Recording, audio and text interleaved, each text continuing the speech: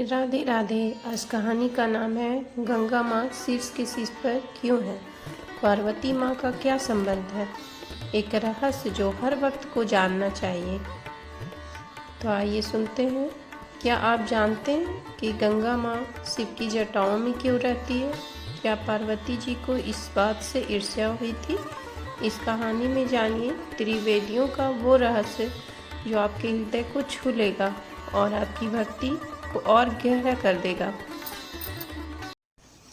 शिव जी, गंगा माँ और पार्वती जी का यह कोई साधारण कथा नहीं, यह उस प्रेम, त्याग और तपस्या की कथा है जो स्वयं भगवान शिव, माँ गंगा और माता पार्वती के बीच गूंजी थी। एक ऐसी रहस्यमयी गाथा जिसे जानकर आपका रोम रोम शिवमय हो जाएगा। शिव जी और गंगा का पहला संपर्क बहुत प्राचीन समय की बात है। धरती पर अधर्म बढ़ रहा था। तब भगवान विष्णु के कहने पर महर्षि भगीरथ ने हजारों वर्षों तक कठिन तप किया।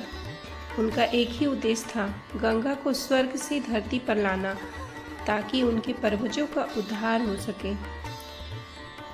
गंगा माँ स्वर्ग से तो आना चाहती थी, लेकिन उनका वेग इतना तीव्र था कि अगर वह सीधे धरती पर गिरती तो पृथ्वी टूट जाती। तब ब्रह्मा जी ने कहा, हे गंगे, तुम्हारे वेग को संभालने के लिए केवल एक ही है, महादेव शिव। गंगा माँ मुस्कुराई। उन्हें यह बात पहले से ज्ञात थी। वो शिव की ओर आकर्षित थी, लेकिन ये आकर्षण कोई संसारिक नहीं था। यह था ज्ञान, तप और त्याग का आकर्षण। शिव जी ने गंगा के वेग को अपनी जटाओं में समाहित कर लिया।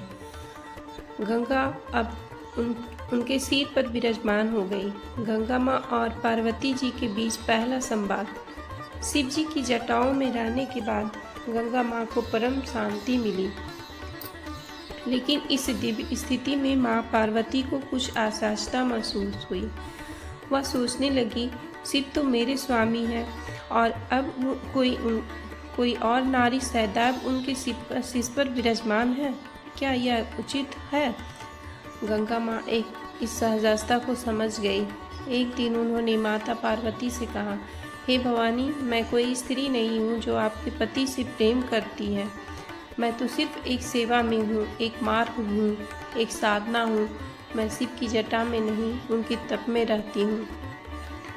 पार्वती जी मुस्कुराई और बोली, गंगे, मैं जानती हूँ तुम्हारा उद्देश्य पवित्र है।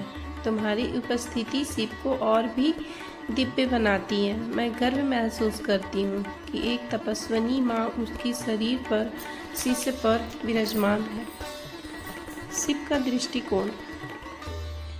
एक दिन दोनों देवी गंगा और पार्वती भगवान शिव के पास गई और उनसे पूछा, प्रभु, क्या हम दोनों के बीच कोई अंतर है।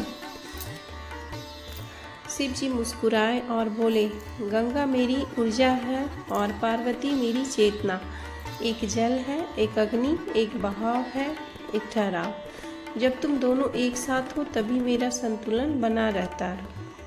गंगा और पार्वती दोनों की आंखों में प्रेम छलक आया।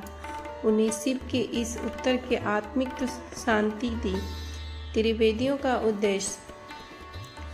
गंगा माँ ने धरती पर बहकर पापों का शोधन किया, वहीं पार्वती जी ने संसार को महत्व, मातृत्व, प्रेम और शक्ति का संदेश दिया। गंगा माँ शिव की जटाओं से निकलकर हर जीव को शुद्ध करती है, वहीं पार्वती माँ शिव को गृहस्थ जीवन से जोड़कर संतुलन सिखाती है। तीनों शिव, गंगा और पार्वती एक दिव्य त्रिकोण बनाते हैं जिसमें शक्ति, शांति और पवित्रता समाहित है। आज के युग में जब हम जीवन के भाग दौड़ में उलझे रहते हैं तो हमें गंगा माँ का पवित्रता, पार्वती जी की धैर्य और शिव जी की तपस्या को याद रखना चाहिए। गंगा हमें बहना सिखाती है, पार्वती ठहरना और सब कुछ छोड़कर भी पूर्ण रहना। यही जीवन का सार है। अगर आपको यह दिव्य कथा ज्ञान, शक्ति, भक्ति और प्रेम से परिपूर्ण लगी हो तो इसे लाइक करें, शेयर करें और चैनल को सब्सक्राइब जरूर करें। और याद रखें, गंगा माँ को देखकर केवल स्नान नहीं करना है, भीतर से शुद्ध होना है। Thank for watching.